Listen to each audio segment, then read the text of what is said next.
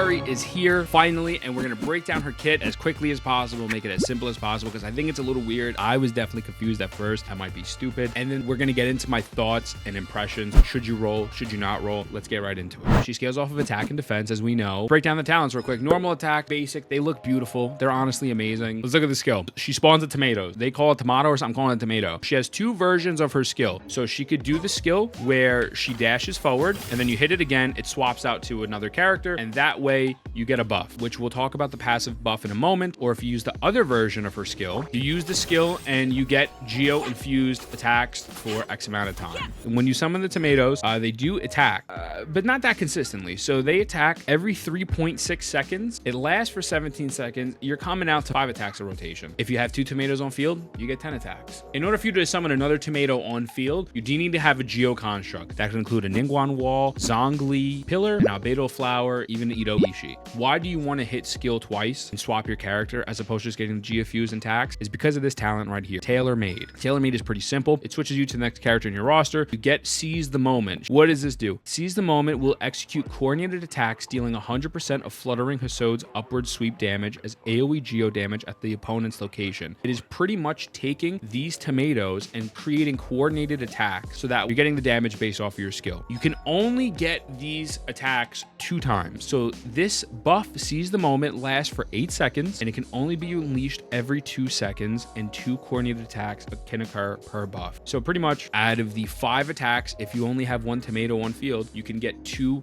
buffed attacks in that rotation. Now, that's our kit. That's pretty much the basis of it. I mean, the burst is just straight up damage. It's straight up damage, geo damage based off your attack and defense. And then when a nearby party member creates geo constructs, Chiori will gain 20% geo damage bonus. What are my thoughts? If you want her, go for her. I mean, like, dude, her burst animation is top tier. It's probably one of my favorite burst animations, and just she looks cool. I'm not knocking that, and especially love mono geo.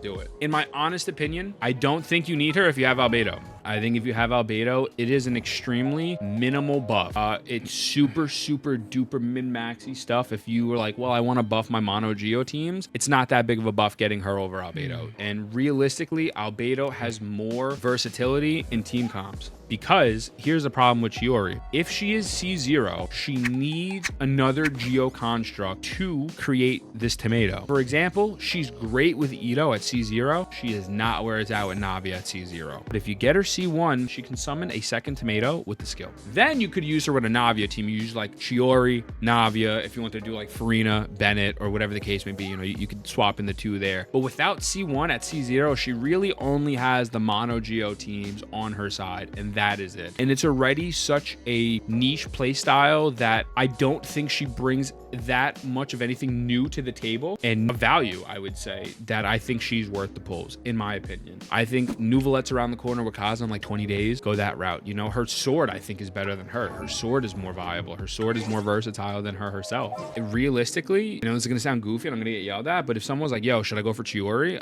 If you wanted someone for a mono geo team, bro, I'd go albedo. Use your wishes on albedo. Just me personally, I just don't think she does anything groundbreaking to warrant going for her over other characters, even in the mono geo system. C1 makes it a little bit better, but that requires you going for C1. My main problem is that A, I don't like the swap mechanic. I think it's weird. But B, the dolls, they don't move. They don't track anything. They're literally just stagnant and stay there. This is not only situational in the sense of your team comps, but it's also situational in the enemies you're fighting. Bro, if you're fighting these bosses that are moving around, or if you're in the abyss, for example, the current abyss that we have right now, you're floor 11, chamber 3, they're spawning on the other side of the map. And these tomatoes, they're not hitting those. They're not hitting them on the west side of the map. So I just personally am not a fan. I don't want to say I'm disappointed because I really didn't go in expecting anything, but I just don't think she's worth the pull. I don't think she's worth the primos. I don't think she's worth it on mono geo. I don't think she's worth it for a Navia team. I think save your pulls. I think Arlecchino coming out as well. I mean, you know, that's me. If you pull for her and if you like her, I love that for you and enjoy it. Don't let other people ruin your fun.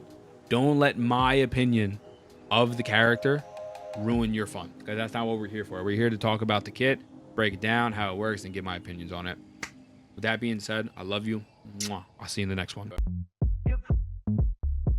It's calling my name. So